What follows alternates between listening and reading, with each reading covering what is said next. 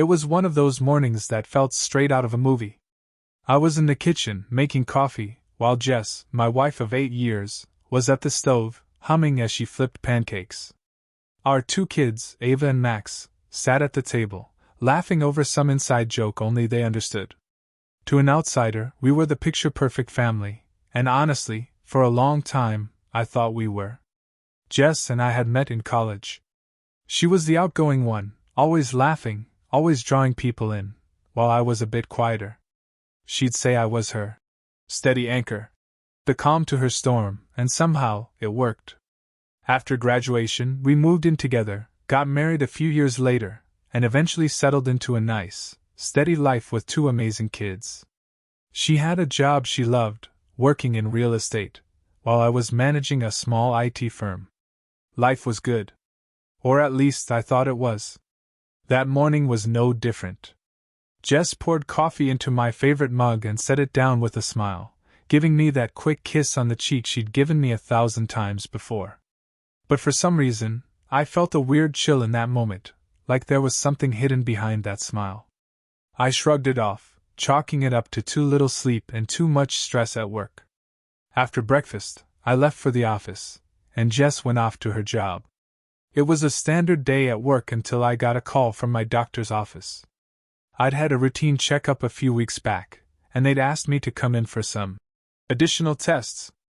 I'd thought nothing of it until I heard the doctor's voice, unusually serious, asking me to come in as soon as possible. As I walked into the clinic, a sense of dread crept over me. The doctor was waiting for me in his office. When he spoke, his words came out in that practiced, gentle tone doctors use for bad news. "Daniel," he said slowly, "I'm afraid you've tested positive for HIV." The words didn't make sense. I wasn't reckless. I'd only been with one woman for the last decade, my wife. I sat there, stunned, the reality sinking in, feeling my world tilt as I tried to make sense of it. Back in the car, my mind was racing. My thoughts kept circling around Jess. How could this have happened? The question clawed at my insides, a suspicion I didn't want to confront. The drive home from the clinic that day felt surreal, like I was watching myself from a distance. It was strange, but the first thing I thought about was all the small, tender moments Jess and I had shared over the years. She was my best friend, the one person I trusted with everything. We built a life together, and it felt solid, unbreakable. But now, everything felt like it was slipping through my fingers. When I walked in the door that evening, Jess was in the kitchen, chopping vegetables for dinner, singing softly to herself. The kids were in the living room, laughing over some show. It was a perfect scene, but I couldn't shake the image of my doctor's somber face, the words he'd said to me earlier still echoing in my head. I sat down at the kitchen counter, watching Jess. She looked up, smiling, and asked, "Rough day at work?" "Yeah, you could say that," I muttered. I knew my voice sounded strange off. She raised an eyebrow, her smile fading as she took a step toward me. "Dan, what's going on?" she asked, a slight edge of concern in her voice. I wanted to tell her everything. I wanted to ask her outright, to put her on the spot and demand answers. But the thought of saying it out loud, of accusing her of something so huge, it froze me. Instead, I shook my head, forcing a weak smile. "Nothing. Just a lot on my mind." She looked at me, searching my face, but eventually shrugged and went back to her cooking. I watched her movements, the way she hummed quietly, completely at ease. Was I being paranoid? Was there some other explanation for this? The thought made me sick, but I couldn't stop the doubts that were forming in my mind, like dark clouds gathering before a storm. Later that night, once the kids were in bed, Jess and I sat together in the living room. She was scrolling through her phone, and I was just watching her. Every time her phone buzzed, she would glance at it, sometimes with a faint smile that she'd quickly hide. I'd seen her do that 100 times before, but now, it felt like each little smile was a nail being driven into my chest. Finally, I couldn't hold it in any longer. "Jess, is there something going on that I don't know about?" She looked up, confused. "What do you mean?" I hesitated, feeling my face flush. I mean, I had a doctor's appointment today. I got some news. They told me that I tested positive for HIV. Her reaction was immediate. She froze, her face paling as the words sank in. For a moment, she looked at me, speechless, her mouth opening and closing as if she were searching for words. HIV? Dan, are you serious? I nodded, my voice tight. Jess, I have no idea how this happened. I haven't. I trailed off, not sure how to even put it into words. Is there anything I need to know? She blinked, stunned, her face a mix of shock and horror. But as she absorbed the question, I noticed a flash of something else, something she tried to hide behind a quick, almost defensive shake of her head. No, Dan, there's nothing, she said, her voice barely above a whisper. I watched her, my heart pounding, waiting for her to say something more, to give me anything that would explain what was happening. But instead, she reached out, placing a hand on my arm, and said, I don't know how this happened. I really don't. I wanted to believe her.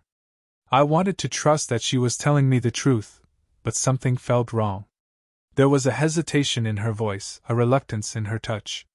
And as I looked at her, I realized that I didn't know what to believe anymore. That night, I lay awake, staring at the ceiling, my mind a blur of confusion and anger. How could this happen? Jess and I had been together for so long, and I'd never once thought she'd be unfaithful. But now, every memory felt tainted, every laugh and smile we'd shared colored by doubt. In the middle of the night, I got out of bed and went to the living room, needing some space to think. The darkness around me felt suffocating, pressing in on all sides. For the first time, I allowed myself to think the unthinkable. What if Jess had been hiding something from me? What if there was a part of her life that I didn't know about? I didn't want to believe it. Jess was my wife, the mother of my children. We built a life together, a life that I thought was unbreakable. But now, I wasn't sure of anything. The next morning, as Jess got the kids ready for school and headed off to work, I watched her leave, feeling a strange sense of distance between us. Once she was gone, I sat at the kitchen table, staring at my coffee, the doubts swirling in my mind. I knew I couldn't ignore this. If she wasn't going to give me answers, I'd have to find them myself.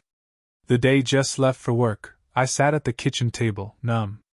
I kept running through all the small moments that suddenly felt suspicious. How had I missed them? I knew I was probably spiraling, but if I was right, if Jess had really done something, the life we'd built would collapse. I couldn't risk losing everything without knowing the truth.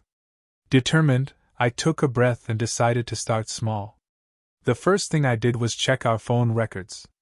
I logged into our shared account and scrolled through her call and message history.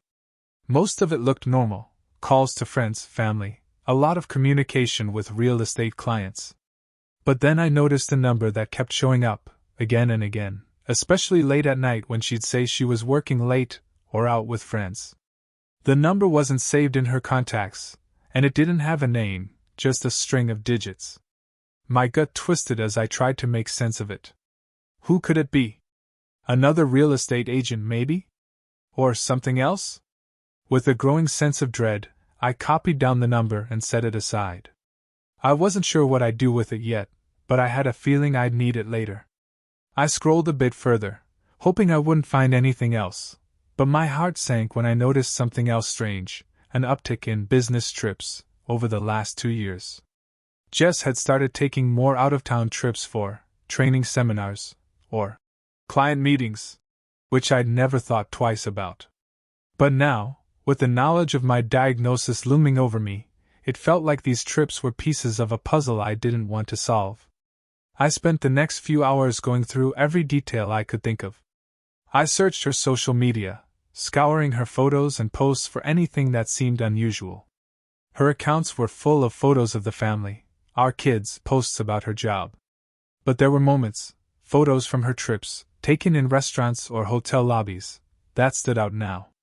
In one, she was holding a glass of wine, smiling at the camera, but something about it felt staged, like she wasn't alone, though no one else was in the shot. Frustrated and exhausted, I pushed myself back from the desk. I'd spent hours digging, and all I'd managed to find were hints, pieces of something that I couldn't fully piece together.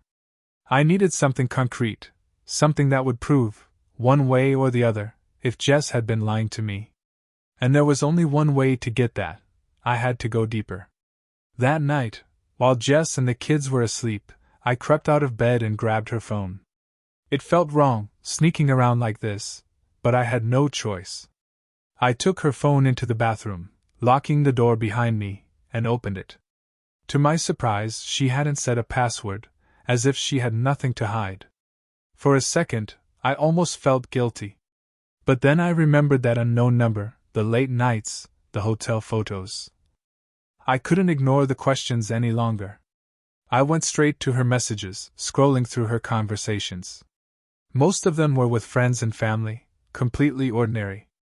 But then, near the bottom of the list, I found a chat marked only with a single heart emoji. No name, no other identifying details. My hand shook as I opened the thread.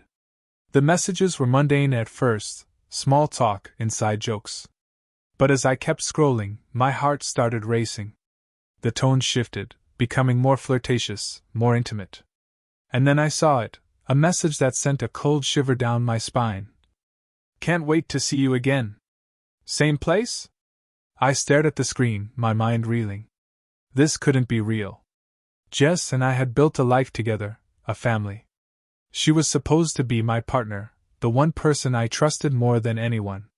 And yet here I was, holding proof of something I'd been terrified to even imagine. Before I could process what I was reading, I heard footsteps approaching the bathroom door. I panicked, quickly closing the messages and slipping the phone into my pocket. I opened the door, trying to look casual as Jess appeared, bleary-eyed, in the hallway. "Dan?" she asked, rubbing her eyes. "What are you doing up?"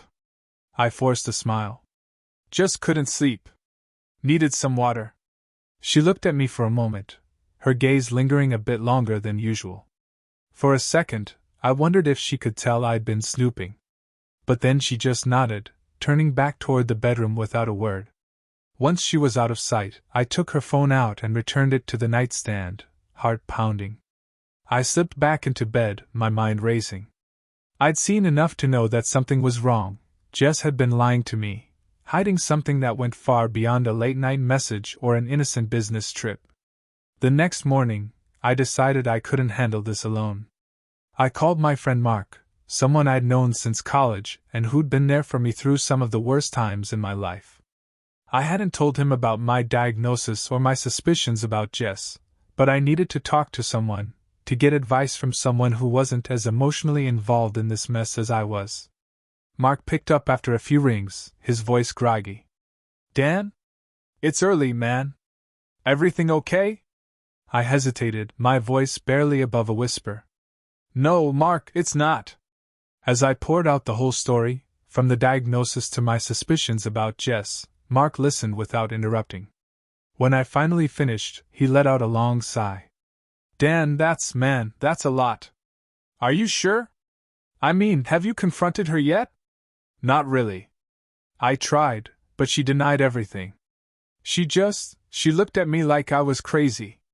I paused, struggling to keep my voice steady. "But I found some messages, Mark. There's someone else. She's been meeting someone, and I don't know how long it's been going on." There was a long silence on the other end of the line. "Listen," Mark finally said, his voice steady. "You deserve to know the truth, whatever it is. You can't live with this kind of doubt eating at you. Maybe it's time to hire someone, a private investigator. Get actual proof." The suggestion startled me. I'd never considered something like that before, but Mark was right. If I wanted the truth, I'd have to get it, even if it meant crossing lines I'd never imagined. "Yeah," I said quietly. "Maybe you're right." And just like that, the idea took root. It took me a few days to gather the nerve, but eventually I did it. I found a private investigator named Ben, a quiet, unassuming guy with years of experience in domestic cases, as he put it.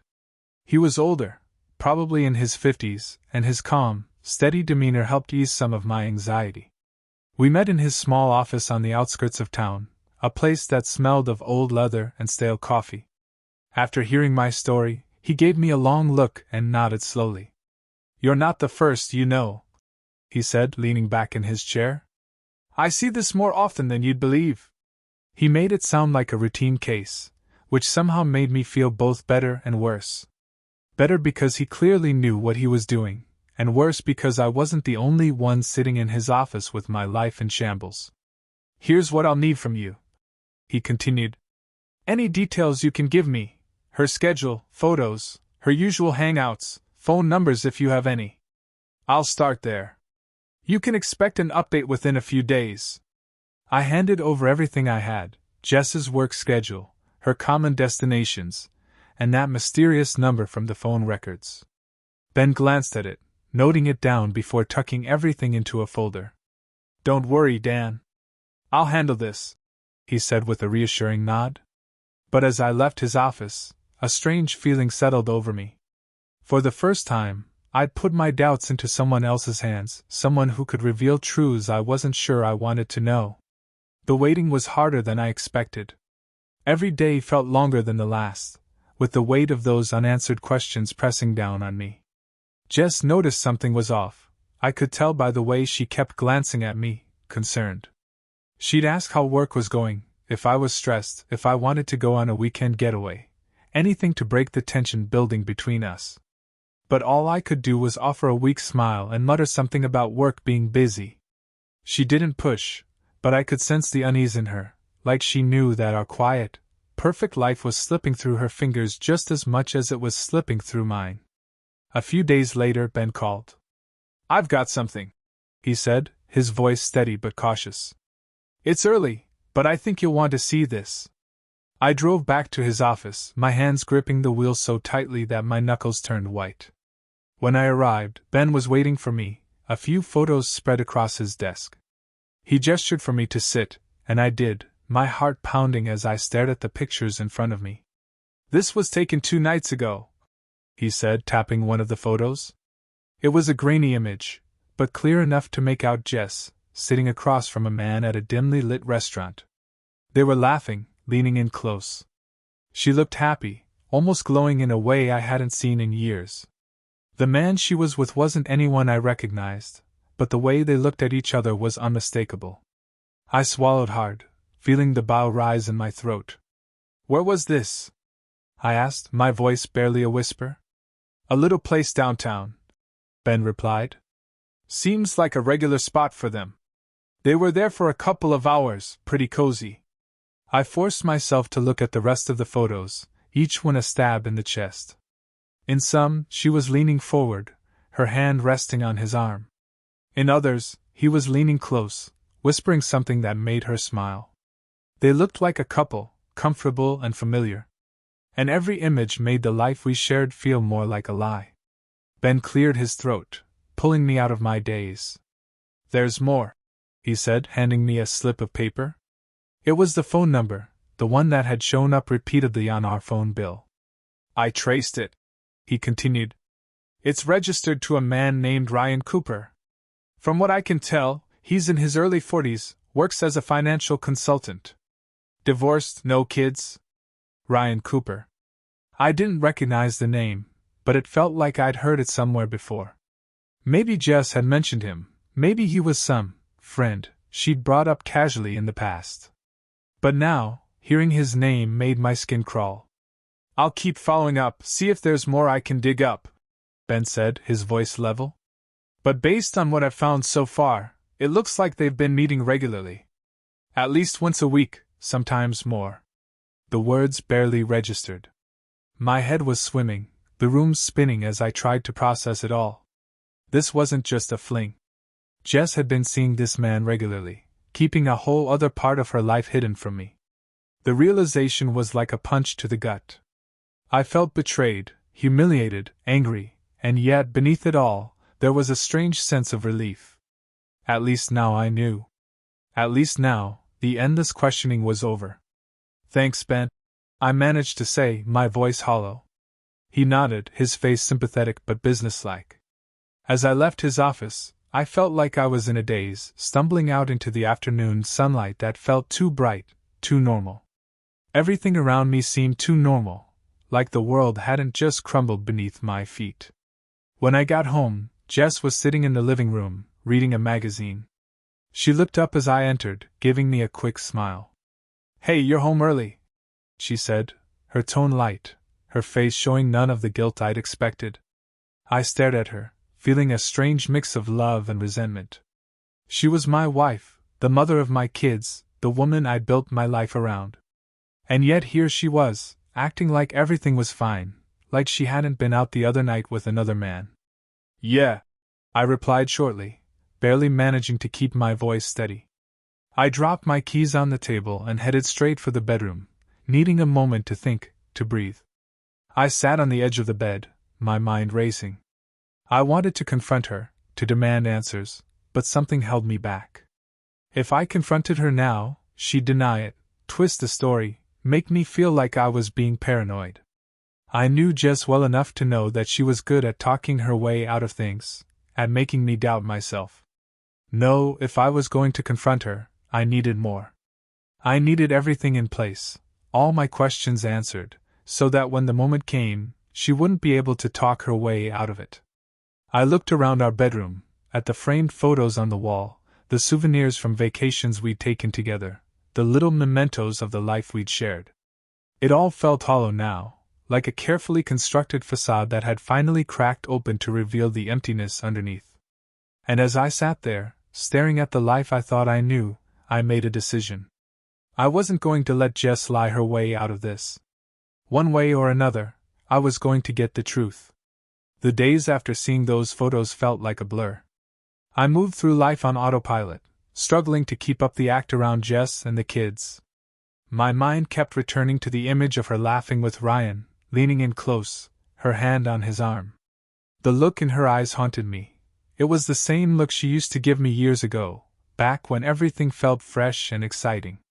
But now I felt like a stranger in my own home, constantly aware of the lie beneath the surface. I met with Ben again the following week, my nerves stretched thin as I waited for him to reveal what he'd uncovered.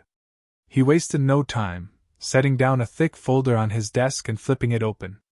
"It's complicated," he said, looking at me with a hint of pity. "You're going to want to brace yourself for this."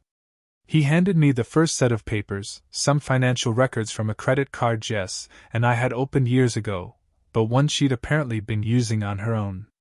The statement was filled with charges I didn't recognize, upscale dinners, hotels, luxury items I'd never seen around the house. I flipped through the pages, a sick feeling growing in my gut.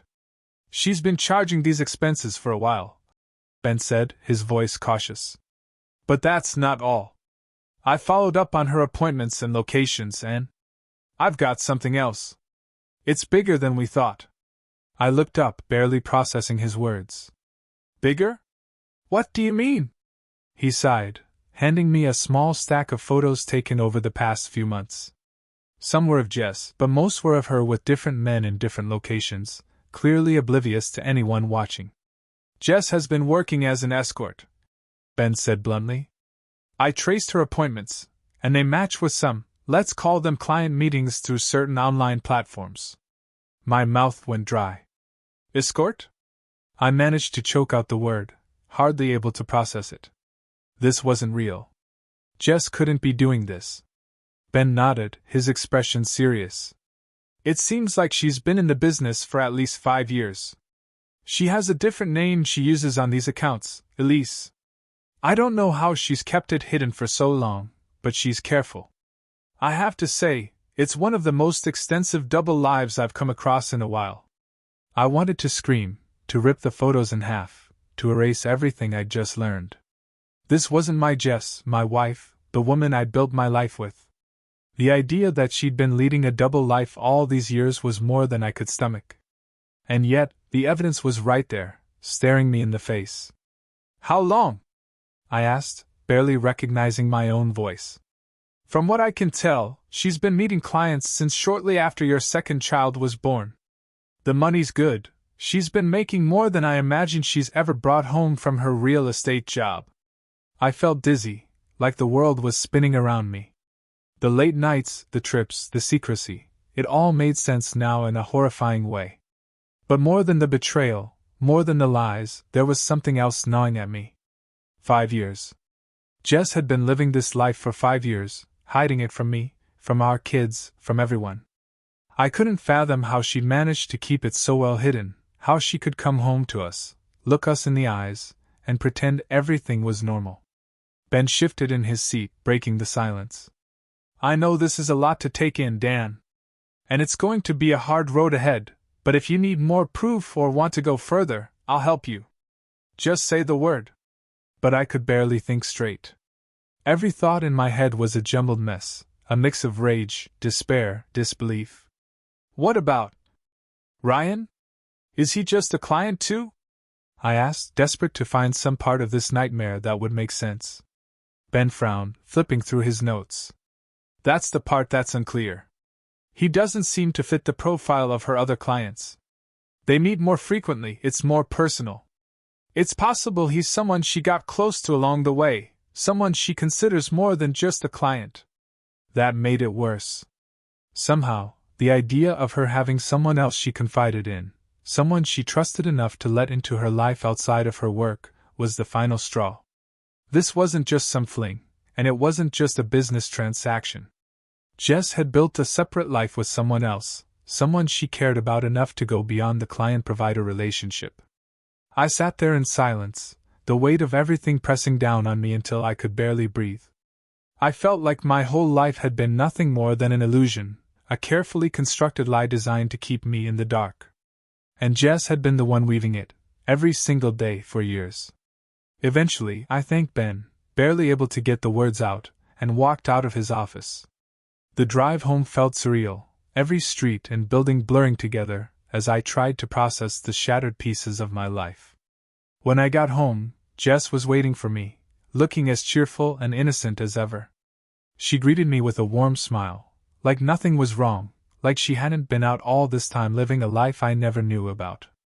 I wanted to confront her right then and there, to throw the photos and the records at her and demand she tell me the truth. But I knew she'd twist it, make excuses, find a way to spin the story. Jess had always been good at that, making me feel like I was overreacting, like I was seeing things that weren't there. So instead I played along. I acted like everything was fine, like nothing had changed. I went through the motions, nodding when she talked, forcing a smile when she laughed. But inside, I was counting down the minutes, the seconds until I could finally put everything on the table. I knew one thing for sure, this lie wasn't going to last much longer. Later that night, after the kids were in bed, Jess and I sat together in the living room, watching a movie we'd both seen 100 times. She leaned against me, her head resting on my shoulder, and I forced myself to stay still, to pretend I didn't know. But my mind was miles away, going over every little detail, every lie, every betrayal. Eventually, I felt her hand slide into mine, a soft, familiar touch that used to bring me comfort. But now, it just made my skin crawl. I stayed there, letting her hold my hand, wondering how she could pretend, how she could look at me like nothing was wrong, how she could live with herself. And as I sat there, staring at the screen, I made a silent promise. This wasn't over. Not by a long shot. The next morning, Jess moved through the house with her usual cheerful efficiency, making breakfast, packing lunches, calling out reminders to the kids as they gathered their things. It was almost impressive, how normal she looked. She had built a life on careful lies, and now I could see how easy it was for her to slip in and out of roles, the devoted wife, the loving mother, the successful realtor. But now, knowing what I knew, everything she did felt forced, false, like she was an actress playing her part. I could barely bring myself to look at her, let alone speak, so I lingered in the kitchen, pretending to read emails on my phone. She must have sensed something was off because she kept glancing over at me. "Everything okay?" she asked, her voice gentle, concerned. The hypocrisy stung. "Yeah," I replied, my tone colder than I'd intended. "Just a lot on my mind." She studied me for a moment, her brows knitting together. I wondered if she could tell that I was close to breaking, that every word, every smile was costing me everything I had. Later that day, while Jess was at work and the kids were at school, I found myself alone in the quiet of the house. It felt strange walking through the rooms we'd filled with memories, looking at the family photos that now seemed like relics of a different life. I sat down in the living room, looking at a framed picture of Jess and me on a trip to the beach a few years ago. She was smiling at the camera, her arms wrapped around me, looking as if nothing could break us. Now, it felt like I was looking at strangers. I couldn't keep waiting, couldn't let her lies fester any longer. But I wanted to be sure that when I confronted her, she wouldn't have any way out, no room for excuses or manipulation. I needed more than just the photos, more than Ben's reports. I wanted her to know that I knew everything, down to the smallest detail. An idea struck me, a drastic one, but the more I thought about it, the more it seemed like my only option. I'd go through her personal laptop. I'd never snooped like this before. Jess and I had always trusted each other, and I'd had no reason to look at her personal accounts. But now, I needed answers, even if it meant crossing boundaries I'd once respected. I went into our bedroom, sat at her desk, and opened her laptop. She'd left it logged in, her accounts open and waiting. As I scrolled through her emails, texts, and messages, a sickening sense of dread settled in my stomach. There were more messages, more clues, a carefully managed schedule of appointments, with names I didn't recognize. And the worst part was how routine it all looked, how easily she'd slipped this hidden life into her regular one. Then I found an email chain that caught my attention immediately. It was a back-and-forth exchange with Ryan, discussing plans for an upcoming trip. The emails were filled with affectionate words, casual references to places they'd go, little things they'd do together. It was all so normal, like she wasn't even trying to hide it. One line stood out. Jess had written, "I can't wait to get away with you, just the two of us. These weekends mean everything to me." I stared at the words, numb with shock and rage. She was planning weekends away with him. Ryan wasn't just some client. He was someone she'd developed a relationship with, someone she was willing to risk everything for. I kept digging, my fingers moving almost mechanically through her messages, notes, calendar entries. As I read, the timeline came into focus. For the past 5 years, Jess had been slipping away, little by little, hiding parts of herself from me, constructing a life I knew nothing about. And while she went off with clients, with Ryan, she'd come home to us, to her family, playing the part of the loyal wife and mother as if it were a second skin. I found more details. Payments routed to an unknown account, bookings for high-end hotels, even a couple of rental car reservations. She was meticulous in her planning, making sure her real life and her hidden one didn't collide. But she'd gotten careless recently, perhaps because she thought she'd gotten away with it for so long. Hours passed, and I stayed glued to that laptop, uncovering lie after lie. By the time I closed it, I felt hollowed out, like I'd been emptied of everything but rage. All these years, all the moments I believed we were in this together, they'd been nothing more than a cover, a mask she wore to keep me from seeing the truth. When the kids got home, I forced myself to keep it together. I put on the role I'd perfected over the past few days, the role of a father pretending nothing was wrong. They didn't notice anything, thankfully, and went about their usual routines, lost in their own worlds. But when Jess came through the door later, a strange look passed over her face as she glanced at me. She could sense it, the tension in the air, the heaviness in my gaze. But she didn't say anything, probably assuming I was just stressed from work.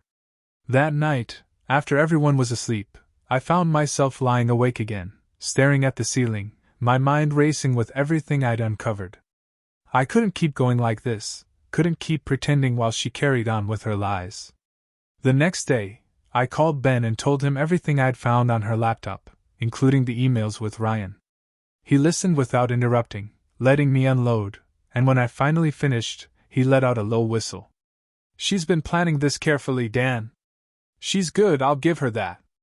But you have enough now to confront her." I nodded, even though he couldn't see me. I don't know if I'm ready. But I can't live like this. I have to confront her, Ben. Then do it, he said firmly. But make sure you've got everything laid out. Don't give her room to dodge. She'll try to manipulate you, twist things to make you feel guilty. Stay focused. His words gave me some courage, enough to finally set my plan in motion. That evening I got home before Jess, went into our bedroom, and spread out every piece of evidence on the bed, the photos, the printouts of her emails, the credit card statements, even her secret calendar entries. It was all there, a damning portrait of the woman she'd become. When she walked through the door, I was waiting in the living room, my heart racing but my face calm. I could see the surprise in her eyes when she noticed me standing there, waiting. Dan? She asked, her voice tentative. Is everything okay? I took a deep breath, my jaw clenched as I looked at her. We need to talk, I said, my voice sharper than I'd intended. She froze, her eyes darting over my face, searching for clues, for some hint of what was coming. But I didn't give her anything. I led her into the bedroom, gesturing to the bed, where the mountain of evidence lay spread out like the ruins of our life.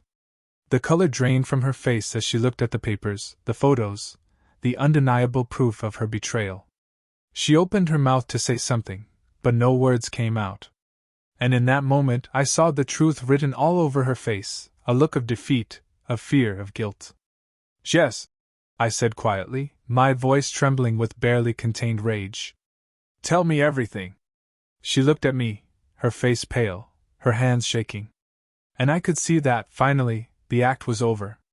Jess stared at the evidence on the bed, her hands trembling as she processed what lay before her. The color drained from her face, and for the first time in our marriage, I saw her completely speechless. She opened her mouth to say something, but all that came out was a shaky, half-formed whisper. Dan, I can explain. She started, but I cut her off. Explain? I snapped, barely able to keep my voice steady. Explain what, Jess? 5 years of lies? Double lives? Who even are you? Her eyes filled with tears, and she took a step toward me, reaching out as if to comfort me, but I stepped back, keeping the distance between us. No, don't. Just start talking. I want to hear everything. No more lies. She hesitated, her gaze darting to the floor, but I could see her mind racing. She was trying to piece together something, some way to soften the blow, to make her look like a victim, maybe. But there was no way out now, no spin she could put on this. Dan, I never meant for it to go this far, she said finally, her voice small, almost pleading. It started as just a way to make some extra money. After the kids were born, things were tight, and you were always so stressed about finances. I thought I could help. Help? The word came out as a bitter laugh. So what, you just decided that escorting was the answer? She flinched, visibly shaken, but didn't deny it. I never wanted you to find out. It was just one client at first. But then the money kept coming in, and I got in too deep. She looked at me with a tearful gaze, a face I'd once believed held nothing but love and loyalty. Now it looked desperate, lost. And Ryan? I demanded, my voice cold, sharp. Her face went blank, a flicker of fear crossing her eyes. He wasn't supposed to be anything. But we got close, and he became someone I could talk to. Someone who understood everything. Everything? My voice broke on the word. What about me, Jess? We've built a life together, a family. You should have been able to come to me with anything. Jess closed her eyes, letting a tear slip down her cheek. I know I betrayed you. I got caught up in something, and then I couldn't see a way out. I was in too deep, Dan. Too deep? I repeated, the words tasting like ashes in my mouth. You've had 5 years, Jess. 5 years to end this, to tell me the truth, to stop lying to me and to the kids. But you chose this. Every single time you chose this. She looked away, unable to meet my eyes. Her silence was all the answer I needed. Without another word I left the room, leaving her standing there among the pieces of our shattered life. I didn't have the strength to listen to any more excuses, to hear any more apologies that meant nothing. The truth was finally out, and there was no going back. I spent that night on the couch, staring at the ceiling, the weight of everything pressing down on me. Jess stayed in the bedroom, and though I could hear her crying softly through the closed door, I didn't go to her. I couldn't. Her tears felt hollow, like they were for herself more than for what she'd done to me or our family. All I could think about was how everything I believed in, everything I'd trusted, had turned out to be a lie. The next morning, Jess was already in the kitchen when I walked in. She looked like she hadn't slept, her eyes red and swollen, her face pale and drawn. When she saw me, she looked down, barely able to meet my gaze. "Dan," she began, her voice fragile. "I know you don't want to talk to me. But we need to figure out what to do next. For the kids." Her words hit me like a slap. The kids.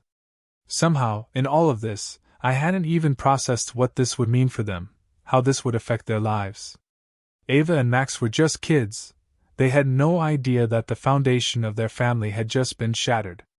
They didn't deserve to have their world torn apart because of Jess's betrayal. I forced myself to speak, my voice coming out colder than I'd expected. "I don't want them to know anything yet. They don't need to be dragged into this, into your mess." She winced at that, but nodded. "I agree. They don't deserve this." She looked at me, her face full of remorse, but I couldn't find it in myself to feel anything but anger. "Dan, I'll do whatever you want. I'll give you space, I'll stay with my sister for a while if that helps. Just please don't shut me out completely. Let's try to work through this." Work through this. Her words made my stomach turn. Jess seemed to think that an apology, a temporary separation, could somehow erase 5 years of deception, of secret lives and hidden affairs. Did she truly believe we could piece things back together after everything she'd done? Or was she just desperate to hold on to the illusion of our family, the life she'd already destroyed? "I don't know if there's anything left to work through," I said quietly, my voice rough. "You didn't just betray me, Jess. You betrayed all of us. This wasn't just one mistake, one bad decision. It was years of lying, of hiding things, of pretending." Tears welled up in her eyes, and she reached out, but I stepped back. "Dan, I never stopped loving you. I know that sounds hollow, but it's true. I love you. I love our family." "Don't say that," I snapped, my voice breaking. "If you loved us, you wouldn't have done this. You wouldn't have chosen this over us, over me." She took a shaky breath, wiping her tears away, trying to keep herself together. "Please, Dan. I know I've done terrible things, but please don't give up on us. Give me a chance to fix this. I'll quit everything, I'll get counseling, I'll do whatever it takes." I felt the rage boiling up again, a fire that wouldn't be easily extinguished. How could she stand there, asking for a second chance, when she hadn't once shown me any of this remorse before I'd discovered the truth? If I hadn't found out, she would have kept lying, kept sneaking around. That was the reality of it. "I can't do this, Jess," I said finally, my voice steady. "I can't pretend that everything's okay.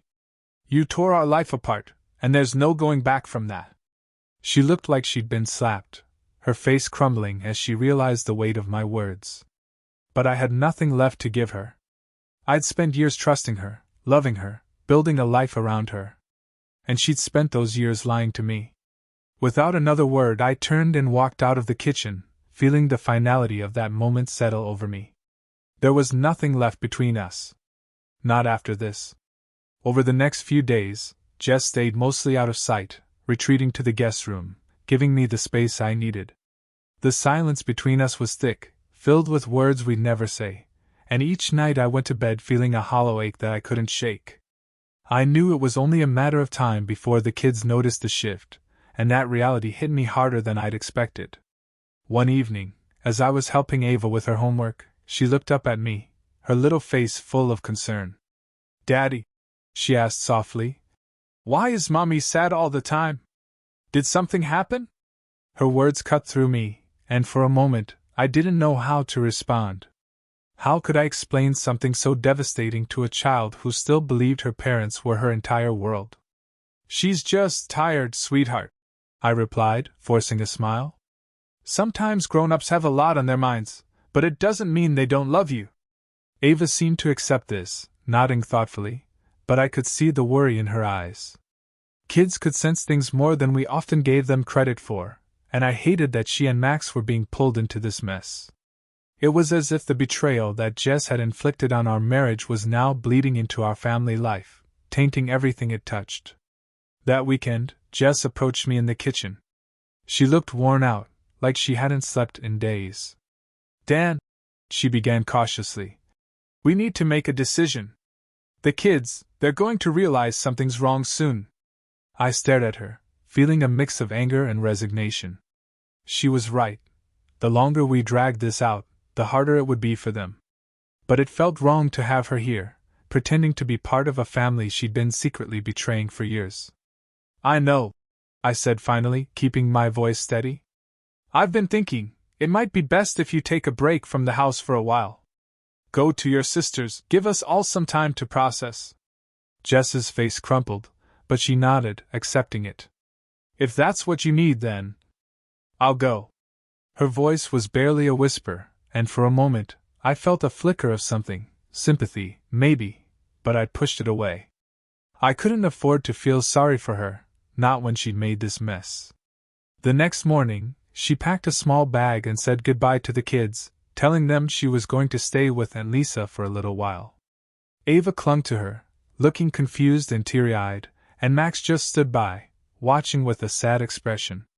I could tell they didn't understand, and maybe that was for the best. Jess hugged them tightly, whispered promises to come back soon, and then looked at me. "Dan," she said, her voice cracking, "I'm so sorry." I didn't respond, only giving her a curt nod. She lingered a moment, as if waiting for me to say something, anything, but I stayed silent. Finally, she turned and walked out the door, leaving behind a silence that felt colder than anything I'd ever known. The house felt empty without her, but in some ways, it was a relief. I didn't have to keep up the pretense anymore. I could let the weight of her betrayal sink in fully, without her around to cloud my judgment or plead for forgiveness. I could start to think about what came next, even if that future felt impossible to face. That night, I sat alone in the quiet of the living room, looking at the family photos on the wall, each one a reminder of the life I thought I had. The happy memories, the milestones, the smiles, all of it felt like a cruel joke now. How could someone live a lie so convincingly? How could she betray everything we'd built, and then look at me like nothing was wrong? I knew that no matter what happened, no matter how much time passed, this would leave a scar. Not just on me, but on the kids, on the family we tried to create. Jess might have left for now, but her betrayal would linger, a shadow over everything. And as I sat there, in the silence of our once happy home, I realized something. I had a choice. I could let her betrayal define me, break me, consume me. Or I could find a way forward, for myself and for the kids, a way that didn't rely on the lies Jess had woven so expertly around us. It wouldn't be easy, and it wouldn't be quick.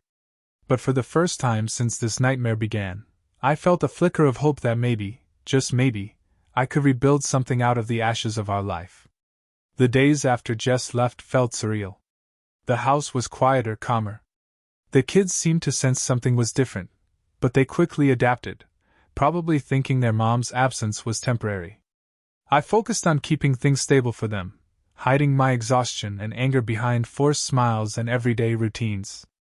Each night, after they'd gone to bed, I'd sit alone, wondering how we'd gotten here, replaying every memory, every lie, over and over. One afternoon, Jess called, asking if we could meet. She wanted to talk to figure things out, she said. Part of me wanted to ignore her, to cut her off completely. But there was another part, a small, weary part, that needed closure, that needed to hear her explain herself one last time. So I agreed, and we met at a small cafe near her sister's place. When I walked in, she was already there, sitting at a corner table, her hands clasped tightly around a coffee cup. She looked up as I approached, her face a mix of relief and sadness. I sat down without a word, my expression blank, waiting for her to speak. Dan, she began softly, I don't know where to start. I know I've hurt you. I know there's no excuse for what I did. I'm sorry. I truly am. Her words felt hollow, rehearsed. I'd heard her apologies, her explanations, and still, none of it made sense. Jess, I said, keeping my tone steady. Why? Why would you do this to us? To me? To the kids? She looked down, tears welling in her eyes, and for a moment, I thought she might actually answer. I got lost, Dan. I didn't think about the consequences. It was like I was living two separate lives, and I thought I could keep them apart. But I was wrong. I know that now. 2 lives? I echoed, the bitterness creeping into my voice. Do you even understand what you've done? This wasn't just a mistake. You built a whole other life behind my back. You lied to me for years. And now you want to just apologize and move on? She reached across the table, but I pulled my hand back, unwilling to let her touch me. Her face fell, but she pressed on. I don't expect you to forgive me, Dan. I want you to know that I never stopped loving you. I know that sounds ridiculous, but it's true. I loved you and the kids. I got caught up in something I couldn't control. I shook my head, feeling the anger bubbling up again. You had control, Jess. Every time you went to him, every time you lied, you had a choice. And you chose this. Over and over again. She nodded, accepting my words, her face full of remorse. I know. And I'll live with that for the rest of my life. I'll never stop regretting what I did. We sat in silence for a moment, the weight of everything pressing down on us. I searched her face, looking for some trace of the woman I thought I'd married, but all I saw was a stranger filled with guilt and regret, but still a stranger. After a long pause, Jess spoke again, her voice barely a whisper. Is there any chance for us? Any chance to rebuild? For the kids? I looked at her, feeling a pang of sadness but also a strange sense of clarity. I don't know, Jess. I don't know if I can ever trust you again. You tore our life apart, and I don't know if there's anything left to rebuild. Her eyes filled with tears, and she nodded, understanding.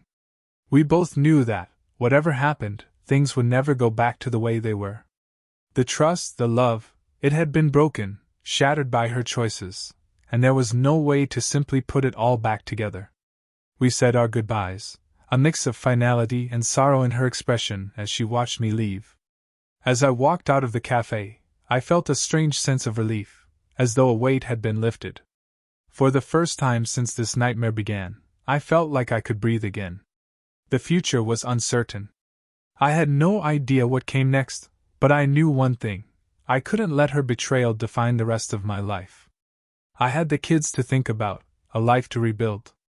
And while the road ahead wouldn't be easy, I was ready to face it. Alone, if I had to. As I drove back home, I felt a sense of resolve settling over me. Jess had made her choices, and now it was time for me to make mine. There was a life beyond this, a future waiting for me and the kids, a future free of lies and deceit. And though it would take time, I knew we would be okay. We would find our way forward, one step at a time. Thanks for watching. If you enjoyed it, hit like and leave a comment with your favorite part. We'd love to hear your perspective.